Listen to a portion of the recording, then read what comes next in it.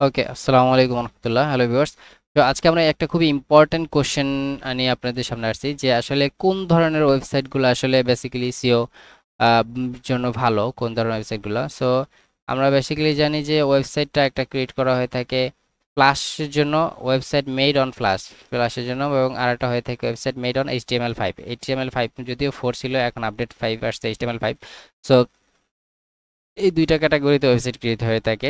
তো আমরা প্রেফার করি বেসিক্যালি প্লাস ওয়েবসাইটটা কি সেটা একটু দেখি আগে। The content present in a plus website is hard to parse by search engine, অর্থাৎ সার্চ ইঞ্জিনের জন্য এই প্লাস ওয়েবসাইটটা একটু পার্স করাটুকু একটু হার্ড হয়ে যায়।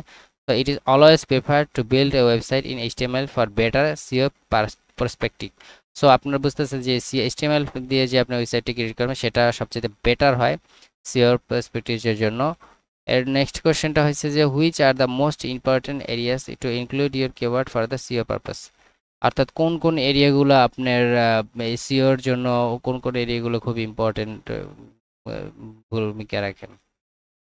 এক্ষেত্রে আমরা বলতে পারি পেজ টাইটেল, H1 মানে হেডিং, বডি টেক্সট অথবা কন্টেন্ট, মেটা টাইটেল, হ্যাঁ মেটা ডেসক্রিপশন, অ্যাঙ্কর লিঙ্কস এবং ইমেজ অল্টারনেটিভ টেক্সট।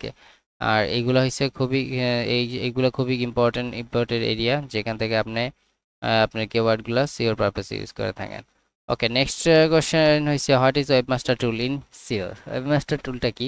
ওয়েবমাস্টার টুল হলো একটা ফ্রি সার্ভিস, গুগলের একটা ফ্রি সার্ভিস, যেটা বেসিক্যালি ইন্ডেক্সিং ডাটা ইন্ডেক্স করে থাকে, ফ্রি ডাটা ইন্ডেক্স করে থাকে, ব্যাকলিংক করে থাকে, ইনফরমেশন ক্রাউলিং এরর্স করে থাকে, এরর্স ফাইন্ড করে, সার্চ কোয়েরিজ করে থাকে, serial website malware errors and submits the XML sitemap। হ্যাঁ, সো বুঝতে পারছেন আশা করি। এবং এটা বেসিক্যালি কিন্তু একটা ফ্রি টুল সেট, যেটা বেসিক্যালি হেল্প করবে আপনাকে বুঝতে আপনার ওয়েবসাইটে ইউজফুল সঠিক একটা তথ্য দিয়ে, আপনার ওয়েবসাইটে সঠিক তথ্য দিয়ে ওটাকে আপনি হেল্প করে থাকবে। আচ্ছা, এরপরে আমরা যদি দেখি যে what do you mean by spider. Spider বলতে কি বোঝে? স্পাইডার তো আমরা জানি মাকড়সা, কিন্তু আসলে স্পাইডার বলতে এখানে কি বোঝায় দেখি। Many search engines use programs, অনেক সার্চ ইঞ্জিন বিভিন্ন প্রোগ্রাম ইউজ করে থাকে যেগুলোকে স্পাইডার বলা হয়। Index website, spiders to index website. তা আবার স্পাইডার জিনিসটা কি আসলো দাঁড়ালো যে মেনি অনেক সার্চ ইঞ্জিন যে প্রোগ্রাম ইউজ করে থাকে, এই সার্চ ইঞ্জিন প্রোগ্রাম স্ক্রিপ্টটাকে বলা হয় স্পাইডার্স ইন্ডেক্স। এই স্পাইডাররা আরও ক্রাউলার্স এবং রোবটস হিসেবে পরিচিত, এবং তারা কাজ করে অটোমেটিক ডেটা সার্চ টুলস হিসেবে। এবার আসি মেটা ট্যাগ কি। What is meta tag? The meta tag basically তিন ধরনের হয়ে থাকে। এই প্রত্যেকটা মেটা ট্যাগ কিন্তু বিভিন্ন ভিন্ন তথ্য প্রেজেন্ট করে থাকে কন্টেন্ট মানে ভিউয়ার্সদের কাছে আপনার পেজের।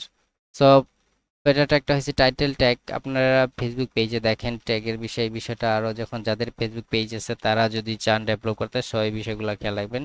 টাইটেল ট্যাগ হয়, ডেসক্রিপটিভ মেটা ট্যাগ হয়, কিওয়ার্ড মেটা ট্যাগ হয়। Okay, next question, why is the title tag valuable. Title ট্যাগটা কেন ভ্যালুয়েবল? টাইটেল ট্যাগটা এই জন্য ভ্যালুয়েবল, HTML এ এটা খুবই একটা গুরুত্বপূর্ণ উপাদান। আমরা জানি যে টাইটেল ট্যাগ এবং পেজের জন্য, একটা পেজের জন্য এবং কারণ এটা আপনি কিন্তু আপনার শো করে আপনার পেজটার যে লেখাটা, মানে কিসের ভিত্তিতে বা আপনার পেজটা কি কারণে, পেজের মূল থিমটা কি, সেটা কিন্তু ভিউয়ার্সদের কাছে শো করে। এবং একটা সুন্দর টাইটেল ট্যাগ কিন্তু বেসিক্যালি ওয়ার্ডটা হয়ে থাকে 50 থেকে 60 ওয়ার্ডের ভিতরেই হয়ে থাকে, এর বেশি দিলে বেসিক্যালি অন্যরকম হয়। তবে একটা স্ট্যান্ডার্ড টাইটেল ট্যাগ কিন্তু 50 থেকে 60 ওয়ার্ড, অর্থাৎ 50 টু 60 ওয়ার্ডের ভিতরেই থাকে। গুগল আসলে গুগল কি মেটা ট্যাগ ইউজ করে থাকে? না, গুগল মেটা ট্যাগ ইউজ করে না basically. Meta tag in web search rankings, it is believed that Google ignores মানে the meta tags keyword due to their misuse, অর্থাৎ গুগল মেটা ট্যাগগুলো অ্যাভয়েড করে কারণ এগুলোর মিসইউজের একটা প্লাস পয়েন্ট মানে একটা জায়গা আছে, সেজন্য গুগল কিন্তু মেটা ট্যাগ ইউজ করে না। So thank you viewers.